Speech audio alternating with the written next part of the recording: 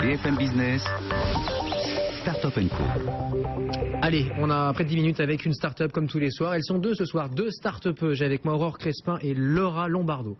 Bonsoir mesdemoiselles. Bonsoir. Bonsoir. Vous avez créé non pas Coupe Time, mais Co-op Time. Je vous ai très mal présenté. J'ai dit Coupe Time pour le recrutement des crades. C'est vraiment tout faux. Ça va aller, c'est bien. Je le fais donc dans le bon sens. On va vous aider, on va vous accompagner. Voilà, je suis un peu dyslexique ce soir. Donc le recrutement des cadres, et c'est Co-op Time. Jeu de mots évidemment. Co-op Time, donc c'est de la cooptation pure et dure. On démarre avec vous Aurore, parce que vous êtes deux. Enfin après, chacune prend la parole quand elle veut. L'aventure a démarré en septembre dernier. C'est vraiment tout récent. Alors officieusement, c'est vrai qu'on a travaillé sur le projet depuis 1 an et demi. Normal, il faut préparer un peu quand même avant. On a préparé le terrain. L'idée, c'est d'avoir un nombre suffisant de coopteurs. Là, aujourd'hui, on a 5000 coopteurs qui sont inscrits sur... Enfin, plus de 5000 même coopteurs qui sont inscrits sur le site. Ce qui nous permet d'avoir justement une base de membres qui est suffisante pour permettre de créer cette cooptation, cet effet de cooptation. Voilà. Bon, Laura Lombardo, comment vous espérez gagner de l'argent? C'est quoi le business model si vous deviez pitcher là en... Alors, c'est très simple. Le business model, en fait, donc nos clients sont toutes les sociétés qui recrutent dans n'importe quel domaine d'activité sur toute la France. Donc en fait, on va faire le descriptif de poste avec cette société, on va diffuser l'annonce sur notre site internet et tous les lundis, on envoie un mailing à nos coopteurs avec toutes les nouvelles offres de la semaine. Les coopteurs peuvent donc nous recommander leur meilleur profil et en fait, si la personne est recommandée, nous reversons une prime de 700 € au coopteur pour le remercier. Le but étant de trouver le meilleur candidat pour nos clients à un faible coût, parce qu'on est confronté effectivement, enfin on a été confronté pendant un certain temps, moi ça fait 10 ans, plus de 10 ans. Ouais. Ça fait plus de 10 ans que je suis dans le recrutement. Vous étiez au sein de quel... j'ai travaillé pour Kelly Service, voilà, ouais. qui était un réseau qui est toujours d'ailleurs un réseau de travail temporaire. Oui. J'ai travaillé également pour des cabinets de recrutement. Alors le dernier en date c'était Tertio, voilà. Et les principales problématiques auxquelles nous étions confrontés, c'est d'une part la pénurie de bonnes candidatures, d'autre part la qualité des CV qui n'était pas forcément de mise.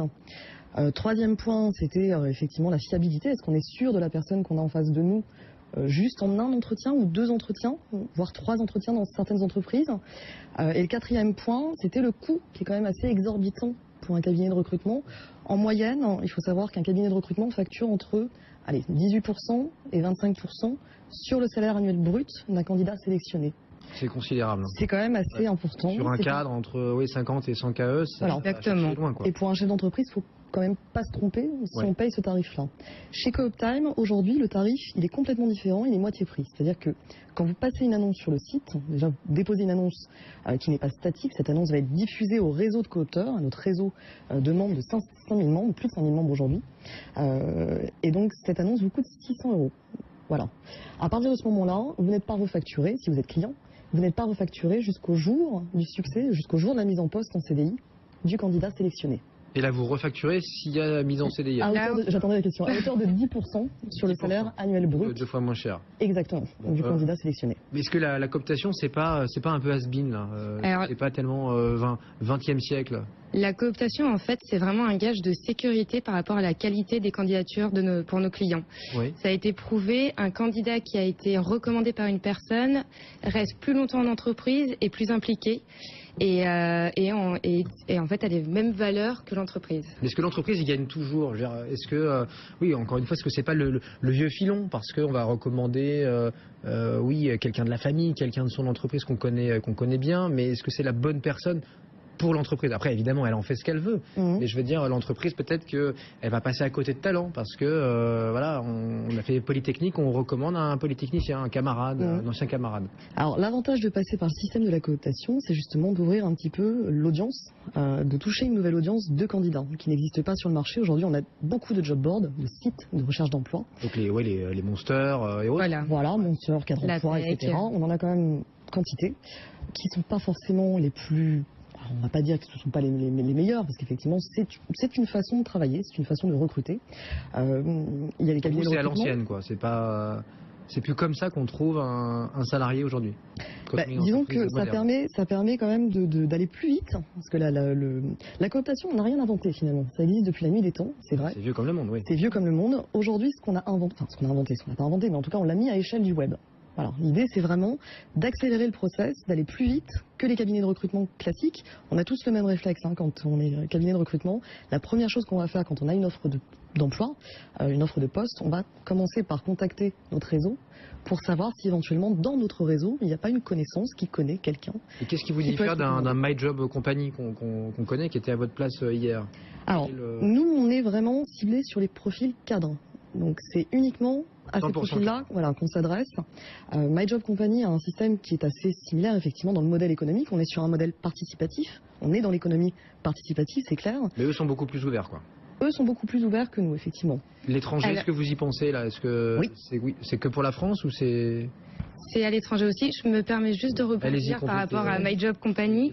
Ce qui nous différencie aussi, c'est qu'en fait, donc la prime de cooptation peut être reversée à l'une de nos associations partenaires. On a 3 associations aujourd'hui, qui est le Rire Médecin, la Fondation L'Arc et Autisme et Avenir. Vous connaissez le rire médecin? Les nez rouges, les clowns Oui, qu'on emmène dans les hôpitaux, bien sûr. Voilà. Ouais, ouais, les ouais. enfants malades. Donc on fait une BA et après, Voilà. quand on a le CDI, on... Alors- En fait, le coopteur qui reçoit la prime de 700 € Ouais. peut reverser une partie ou la totalité à D'accord. l'une de ces associations. J'entends bien. Et c'est vrai qu'avec Aurore, pour nous, c'est primordial d'être dans l'humain. Tous nos coopteurs ont les mêmes valeurs, à savoir la solidarité et l'entraide. Et c'est vrai que ça nous différencie beaucoup de My Job Company. Un second point, c'est qu'on veut être dans le réel. On veut pas être que virtuel et que réseau social. Donc très prochainement, on va organiser une soirée pour justement mettre à l'honneur ces Et on lui dit associations. le 16 avril. Le 16 avril, c'est On prévu. vous le dit en avant-première. Ce sera où? Ce sera quoi comme soirée? À Paris. À Paris, D'accord. soirée de rencontre des coopteurs. Le dating Rencontre. des coopteurs, là. 5000, ils seront 5000? Non. Alors, Non, Et Louis Bercy, là.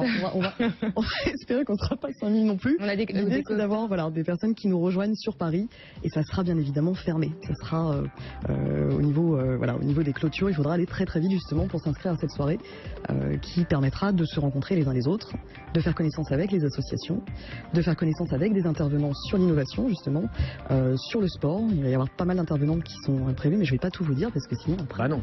Et ça le... Coop Time, ça s'appelle Coop Time, ils sont 5000, donc 5000 coopteurs chez vous. Laura Lombardo et Aurore Crespin, bonjour à vous, merci. Merci à vous. Merci. Nouvelle aventure qui a quoi, 4-5 mois maintenant à peine. On suivra ça, à la rigueur vous revenez quand vous êtes chez Avec grand plaisir. Avec plaisir. Coopteur. Avec plaisir, oui. Et que vous avez passé le break-even, que vous gagnez de l'argent. Exactement. On commence déjà, ça commence déjà. Vous gagnez déjà de l'argent? Oui, oui, on On est a à déjà... 70 000 euros de chiffre d'affaires aujourd'hui. Ah, chiffre d'affaires, bien sûr, oui, oui. Ah oui, Chiffre vraiment. d'affaires, revenus. Bénéfice. J'aimerais bien, Après. j'aimerais bien, mais on tiendra au courant. À très bientôt, mesdemoiselles. 23h, c'est BFM Business. Tech & Co revient lundi soir demain. Stéphane Soumier aux commandes de Good Morning Business. Bonne fin de soirée, bonne nuit.